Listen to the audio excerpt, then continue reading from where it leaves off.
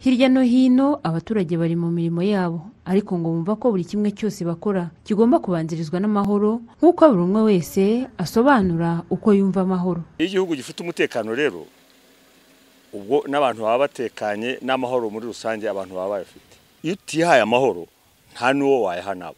Bakuzuzanya, umuntu akabasha gusubizanya ineza n'abandi, uje ukugana ukamubwira neza, icyo nicyo cyambere.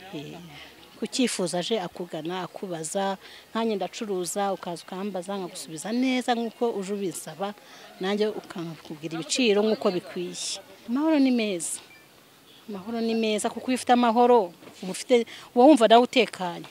Abakuze bavuga ko u Rwanda nk'igihugu cyanyuze mu bihe bikomeye bya Jenoside yakorewe Abatutsi, bahuye n'ibihe bibi byo kubura abo bakunda, igihe urwango rwari rwarahawe intebe, ariko bifuza kubona bato babyiruka barangwa n'icyiza, bagakundana ndetse bakagira iterambere riherekejwe n'amahoro.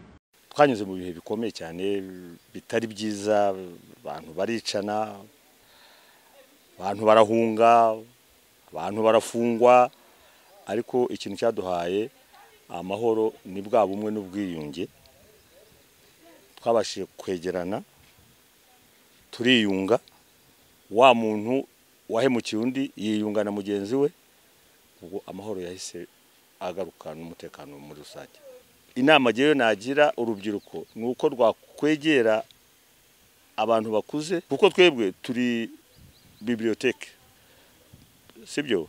Turi biblioteke kandi turagenda dusaza.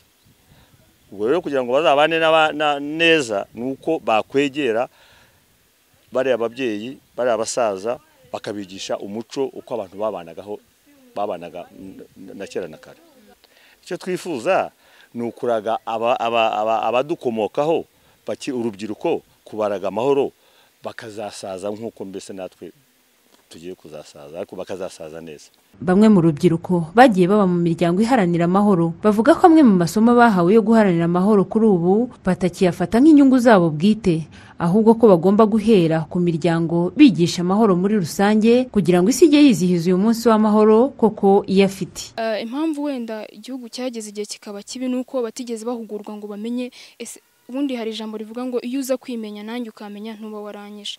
Urumva rero iyo baza kuba barakuze bahugurwa ku mahoro yuko mugenzi wawe ari umuvandimwe wawe, ntago bari kuba barakoze nk'ibyo bakoze muri Jenoside 94 no guhera imbere yaho. Numvishe ko amahoro ari tuze ry'umutima, umuntu ahabwa n'umubano mwiza afitanye n'Imana nawe ubwe n'abandi ndetse n'ibintu byose muri rusange. Urumva rero no guhereza abantu amahoro, nkanabigisha nkabahugura. Hirya no hino imwe mu miryango iharanira amahoro yagiye itegura bimwe mu bikorwa bitandukanye byo kwizihiza uyu munsi w'amahoro, ndetse bamwe bagakora amasezerano yo gusangira no kwifuza amahoro ku bandi. Padiri Theogene Yakaremye washinze umuryango AGSR uharanira guteza imbere amahoro, avuga ko kugira ngo abantu bahane amahoro mu buryo bwuzuye, buri wese yagakwiye kwimenya ndetse akamenya n'agaciro ko kumva ko ineza ititurwa inabi bitari mu magambo gusa. Ntago ari abazima bakeneye muganga, ahubwo ni abarwayi. Umuntu ukubujije amahoro, icyo ugomba kumubonamo cya mbere ni uko ari umurwayi. Umurwayi rero akeneye kuvurwa kandi azavurwa n'abamaze kumenya ubwo burwayi n'umuzima.